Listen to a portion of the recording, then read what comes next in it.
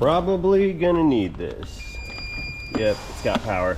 Hello everybody, good day to you. Welcome back.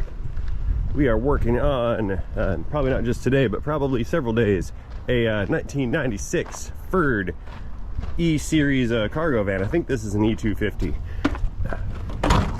It has been laid up for many moons, and our fellow that owns it has got to rent a vehicle when he needs to haul some things. So we're gonna try to get this thing back to life so he can use his truck again.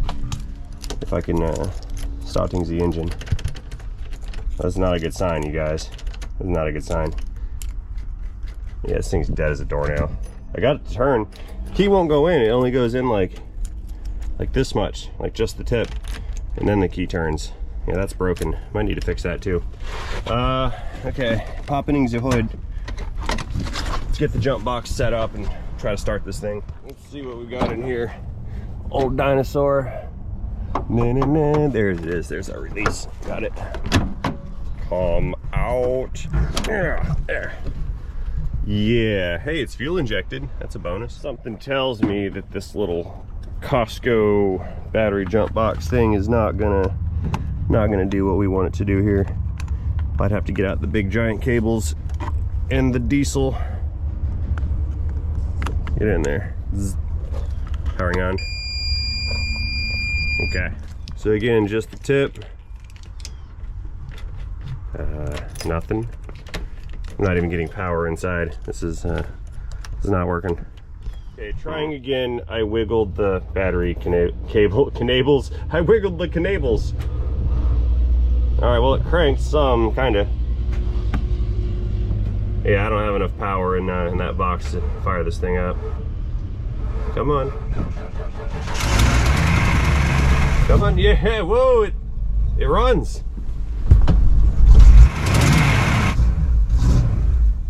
Loud noises, all right. All right, it's alive. Okay, I'm gonna back this thing into the shop and stick it into the corner of death because I think it's gonna be there for a little while. And let's see what the dealio is with this thing. There's an exhaust leak, an exhaust smell. Doesn't run very good. No, not at all. Yeah, let's get it inside. We'll pull the doghouse off and do some inspecting on this thing and see what's going on with it. Stay tuned. This is going to be a very interesting video. Window works. That's good. That window works. That's good. Get some airflow. Whoa, no, don't die on me.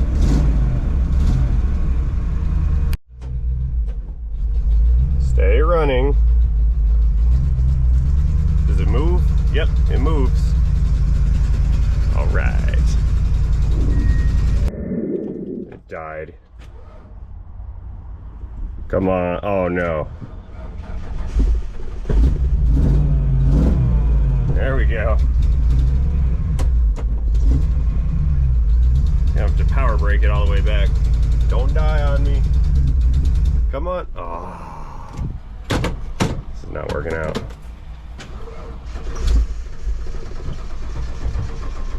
Uh-oh.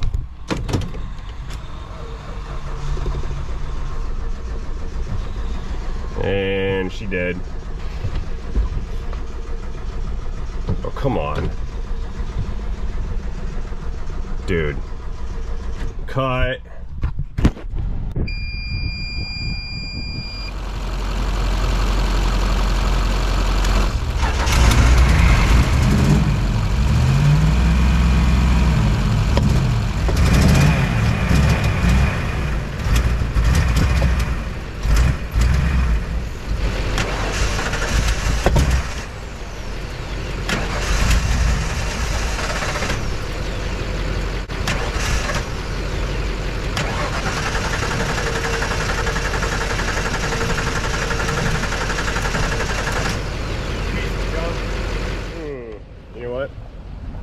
Wondering if we have a bad fuel pump.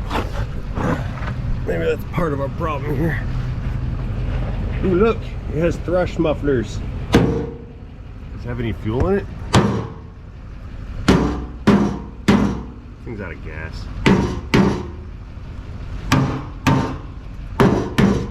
Yeah, there's no gas in this thing. That's not right. That does not sound like a full fuel tank to me. You gonna start? Do it. All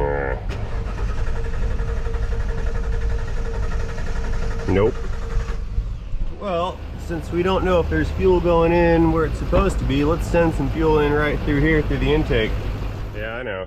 I'm a bad person. Brake clean starting fluid. All right.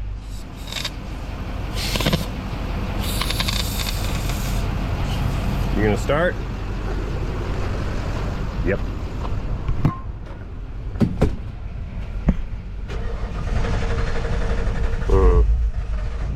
Yeah, it kind of wants to run on brake clean. Whoa, all right. Yeah, it kind of wants to run on brake clean. This thing. Come on. All right, so we got the doghouse out of here, and I'm looking around for the fuel line. I want to see if we've got any fuel. So here's our, that's our regulator. It's a vacuum fuel pressure regulator. It's got one rail here, one rail over here, and 4 injectors and 4 injectors. So I'm thinking there should be, oh, there always is a little valve to check fuel pressure. There it is. Let's see if we have fuel at our rail. Push that open. All right, a little bit of fuel came out. Kind of stinks. It doesn't smell like gasoline, it smells like turpentine. Let's see if we have fuel pressure. Yeah, there's some fuel pressure there. Okay, that was actually pretty good. So it has fuel, but it's got bad fuel.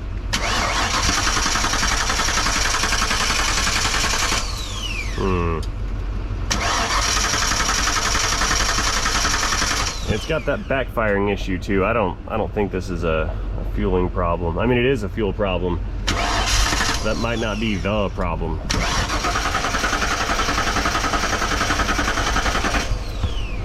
All right, so we're around on the front side again. Here's our distributor. I took off the air box already. I'm gonna take a peek under this cap real quick and just see what it's looking like down here. It's got a newish looking cap and rotor and a bunch of corrosion. Okay. It should still run. I mean, it did run, but it only ran like 30 feet as far as it went. Let's put that back on. I wonder if this thing's out of time. I kept hearing the phrase timing chain, timing chain, timing chain, which could have been we don't know what's wrong with it, so we think it's a timing chain, which is far away and hard to do and expensive, or it turned into, or they were not wrong, or it's something else entirely. Actually, you know what? Let me tinker with this distributor timing. At least maybe I can get it to run and then get it in the shop so I'm not out here standing in the sun. Let's try that. Let me move the distributor around a little bit because I don't know what's going on with this truck. I'm learning as I go. You never know with these vehicles that have been sitting around for like years. All right, so here's how we're gonna do this. Right down here at the base of the distributor, there's a bolt that bolts into the engine block, and this little hold down clamp thing right here that clamps down on the distributor shaft itself. We're gonna loosen that and see if we can't rotate this distributor in order to kind of change ignition timing a little bit to see if we can't get this thing to run. Come on, you. Yeah, that's in there pretty good. I guess that's a good sign. That tells me no one's messed with it in a while, but it's also been broken for a while. Unclick. Yeah. There we go. I don't need to take it out. We're just gonna try to turn it a little bit. Let's see here. Oh, it's clocked in a single position. It's not gonna turn. I was afraid of that.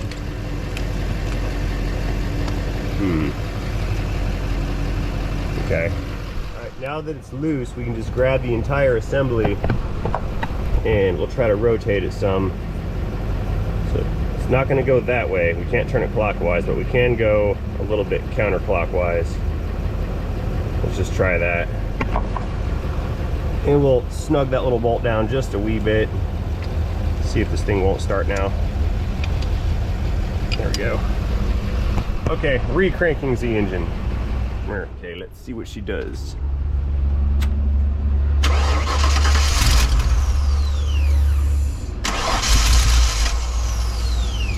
better. Kinda. Let's turn that a little bit more. I'm not saying this is the problem, I'm just saying that this might help me get the thing started so I can get it into the shop. Because it's gonna take like a couple people to push this. And I don't have a couple people. The concrete guy's not here today. And a couple of the other fellows that are work around here are not here today. So I'm all by myself. Try it again. Nothing. Alright, I'm gonna put that back where I found it. That's no help. That's where you go. Let's try it one more time. One more time.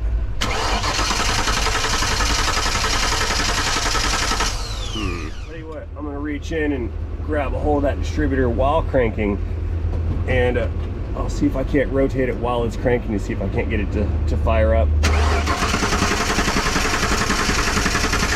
This is dangerous. Get shocked.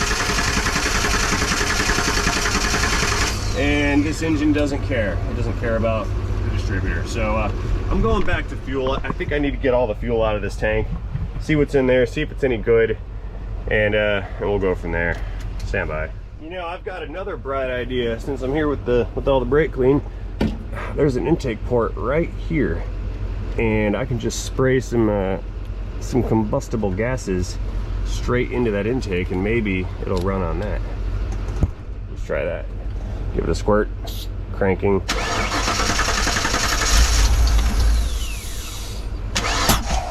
Whoa! Whoa! Yeah, it's got a backfiring problem. Man, this thing's got burnt valves or something. There's no way it should have been doing that. Something's wrong. Something's very wrong with this truck. Okay, so here's what I'm gonna do. We're gonna pull this fuel supply line off the fuel rail, and I'm gonna connect a hose to it, and we're gonna try to dump out and get rid of all this old fuel, and then maybe I'll put some new fuel in it. That way I can at least eliminate fuel is the problem or a part of the problem. I know it's not all fuel, but at this point, well, anything goes. Let's see here. See how that works? You clip that thing in and then give the line a tug. It should come out. I said should, didn't I? Yep, sure did. Come on, fuel line. Why? It's my first day. I know. There's probably a bunch of dirt and nasty in the little spring connector thing. Just spray it out there. Okay, let's try that again. See, what you got to do is get this little tool in there, and it slips into this big ring, and there's a spring inside of there that slips around a lip that's on the other side of the line. What this tool does is opens up that spring and gets behind it so it releases from the other side of the fuel line. And I need to wiggle it in there. Easier said than done. All this stuff is like super brittle and hardened, and it doesn't want to move.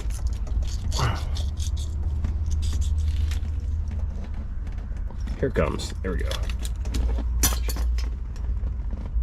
Come out. Stanky fuel. Yeah, it smells like turpentine.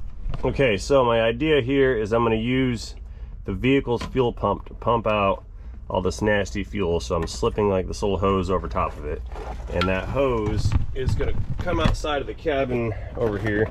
I'm just going to stick it into that this fuel can right there. So now when we power up that fuel pump, it should pump out all that nasty gasoline. So we'll set that up so it can't really fall. Hopefully it stays on, and we'll key it on. See our fuel coming through. There's some. So what I need to do is jump power to the fuel pump and let the pump run to drain out all this fuel.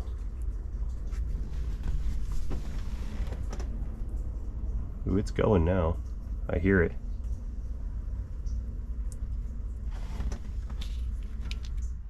Now, since this battery right here is 100% garbage, I've just disconnected it, and now the jumper cables are just running over to the truck. So the truck is actually just supplying all the power to this thing. Something curious that I've noticed, the fuse box sounds like it's some kind of like a pump. You hear that like whooshing noise? I can't say I've heard a fuse box making a pumping noise. I can feel it. It's this relay right here. Hear that? Watch this. Pop that thing out of there. I know it's tough to see, there's bad lighting, sorry. Yeah, we take the relay out and the noise stops. I don't know what that's about. Maybe it's a garbage relay. I'm just gonna switch it with another one just to see if it's the relay that was causing that or if it was something else. I don't even know what that relay was for because the bottom of the cap here does not tell us. We'll have to look that up later. Come on, out, other relay. Please? And that wasn't the fuel pump relay because the pump had already clicked on and then stopped. I'll have to like manually run power to the fuel pump to make it stay on because it times out. Come out! All right, got it. So I move it over to the other side and it's not doing that goofy relay grinding sound, so something tells me that's a bad relay. Let's just plug it back in and confirm such things for science. There's a leaf in the way.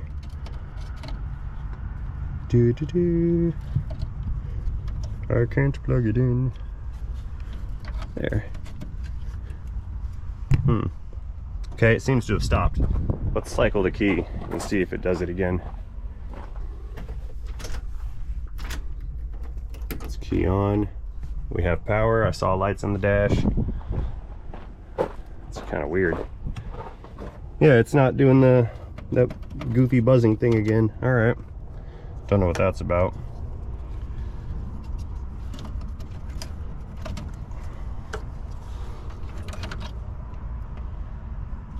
Maybe it had a bad connection at the pins. Who knows? Oh, no, no, no. It's doing it again. You switch them one more time. Relay gravity. I thought that the one I've got my hand on right now was the one that had was causing that sound. And now I've already forgotten. That's bad science. Okay, so it doesn't matter which relay is plugged in there. That one seems to make a buzzing noise. That's weird. I'll just add that to the list of things that are probably wrong here.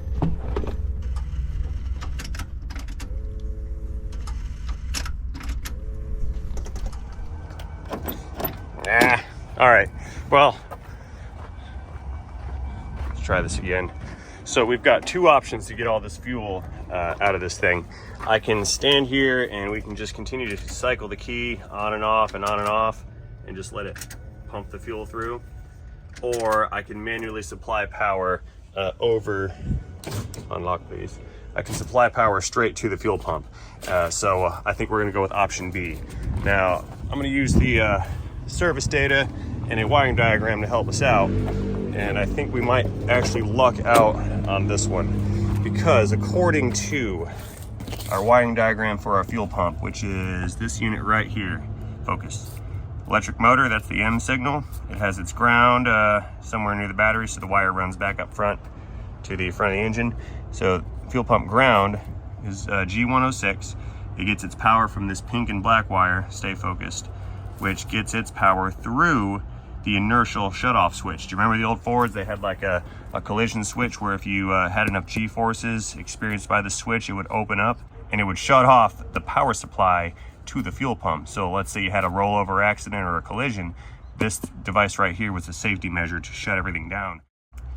So rather than going to the fuel pump relay and then finding this pin right here and then running power straight to that pin, we can just go right here to the inertial shutoff switch, which is supposed to be located in the kick panel. Does that say behind right cowl panel? Yeah, so that's gonna be right in here. This is where we should find our fuel cutoff switch. And if we look, we got a little, it tells us that it's there, fuel reset, right up here. So let's get this panel pulled back and we'll tap into the system right here and send power to the fuel pump. So we've got 2 wires right there, one in and one out. Let's get this thing disconnected from our reset switch. Come off of there. There we go. So I think according to our graph, we're looking for, what is that? The pink and black wire. So it's gonna be pink with a black tracer. And we've got pink with a black tracer. So theoretically, if we supply 12 volts of power to this, it's gonna kick that fuel pump on. So let me go fetch some leads. We'll hook up to it and then jump them over to the battery. Okay, so I've got, 8-10 feet of wire with a couple of little alligator clips on it. And we're gonna run one of these over here to our positive connection. And where's that other one at? We'll run this guy back around and we'll connect it to our power wire for the fuel pump. And this thing should just power the fuel pump until it runs dry or runs the tank dry. Now, this wire is hot, this lead right here. This is 12 volts battery power. So I'm just gonna connect that to some plastic. You stay there. And we're gonna take a paper clip and probe this connector so we can make a connection. Now, you really can't get away with this kind of thing on a lot of the newer equipment, but this is a 1995-96 van, so I can get away with it. Connector gravity. Basically what I'm doing is just sticking a paper clip in and I'm wedging it between the connector body inside. See that metal in there? Between the connector body and the plastic housing. And that's enough contact to make a connection. I would not recommend doing this on newer stuff though. The tolerances between parts like that are they're just not there. So now all we need to do is run power to it. So we'll clip this on. Zzz. Stay, don't ground out. See that? We're getting a little dangerous. And looking over here, we have some fuel flow. Yep. So I'm basically just, I hot wired the fuel pump straight to 12 volt power supply, and I'm now using the fuel pump in the tank to pump out all the fuel. And from what I'm looking at, there's not much fuel in there. Interesting. The gauge said we had plenty of fuel, but I think it lied. What if this thing was out of gas the whole time? What? Yeah, let's see what we've got here.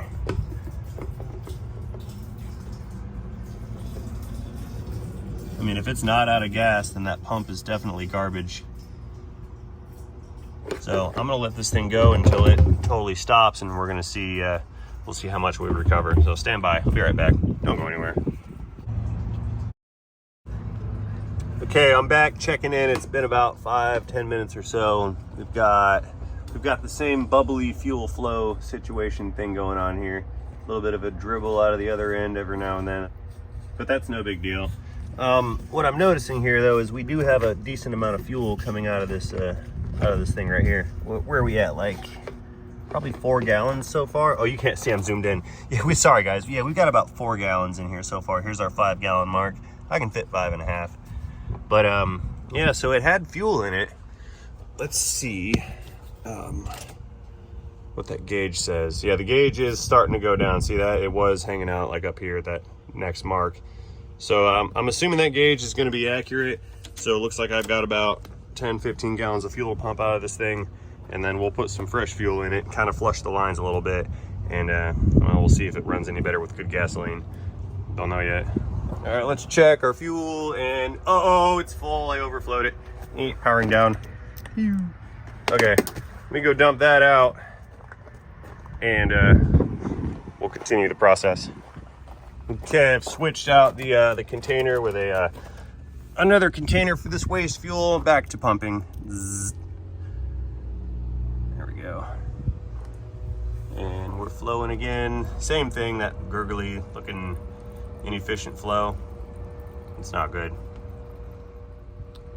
You know, one other thing I don't understand is why do I continue to get fuel coming out of this intake port for the fuel rails when, well, number one, I'm not pumping any fuel in, and that means that fuel must be coming up through the return right here, or perhaps the regulator's leaking. That's odd that's going on. I find that a little strange.